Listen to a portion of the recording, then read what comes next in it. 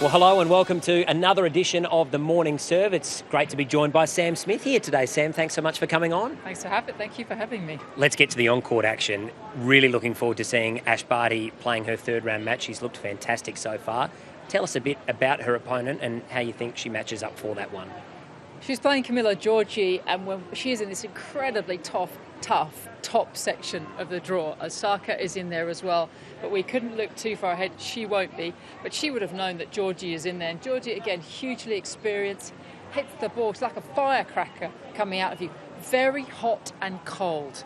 They've played 3 times. Ash has won on every occasion, but 4 years ago here she was a set down and had to come back and win the next 2 against Giorgi. There will be Ash, what I love, first 2 rounds she played a veteran qualifier and a newbie. Huge respect for anyone who is ever across the net.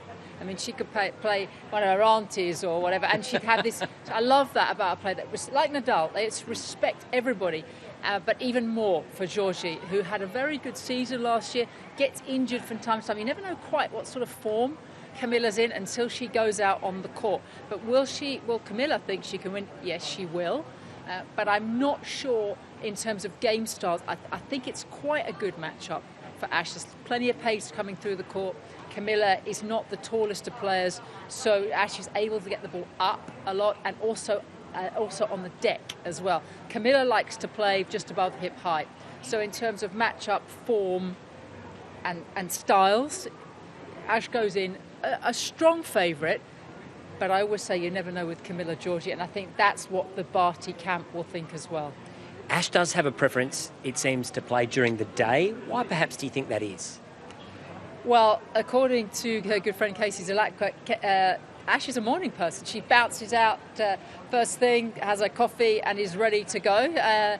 I'm not sure I will even this morning person, evening person thing, but that's what she likes. She likes to go to bed early and get up and get on with it. Also, I suppose when you're not, there's so much pressure on her. She deals with it unbelievably well. I don't know how players at the home slams who are expected with these expectations do it, but she does. And I guess if you get up and you do it in the morning and it's done, you don't have to stress the rest of the day. But there's also, from a technical point of view, she wants it hot and fiery because it really suits her game. And we saw yesterday when she played in the day that she used to slice backhand a lot because that really cuts through the court. She has the game to use any kind of conditions that she would like. She'll be great at night as well. But the day does suit the skill set she brings to the court. Is it perhaps a disadvantage for her then because the semis and final would be played at night, or she's such a good player and such a professional, it won't bother her? Look, it also depends. Look, we all have preferences, don't we? Mm-hmm. Some of us like coffee, some of us like tea. It's not the end of the world. She is a great player. She will perform very well in the evenings, but it also depends who's the opponent. I think that's more important. Is the opponent better in hot, fiery conditions? She is or are they happier at night? Think of Serena Williams, almost unbeatable under the lights, particularly in America. There's certain players that like a setup, but don't forget the environment. If Ash is in the semis or final, think about the noise in that Rod Laver Arena. Everything is heightened at night, so that's a plus as well.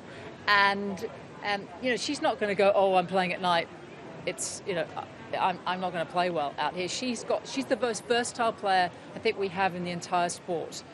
I think maybe even across men's and women's tennis, maybe with Roger Federer, Andy Murray, and Rafael Nadal. So she will figure it, but I think it has a lot to. I think the opponent will be more affected than Ash. 2 rounds into the tournament thus far, we've seen some great matches. Let's start with the men's side. Who has really stood out for you in terms of performances so far? It's so hard to say because there's a lot of nerves.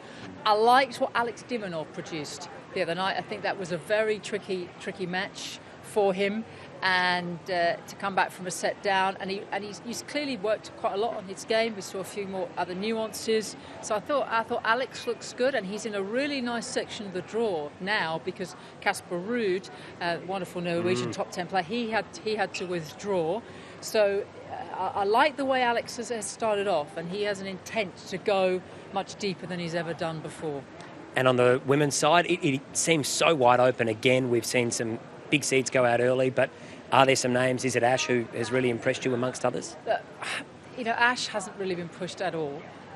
Obviously, Naomi Osaka, I think, is is on track but building with each match, but still looks a little rusty and losing focus occasionally for me. Really like Paula Badoza.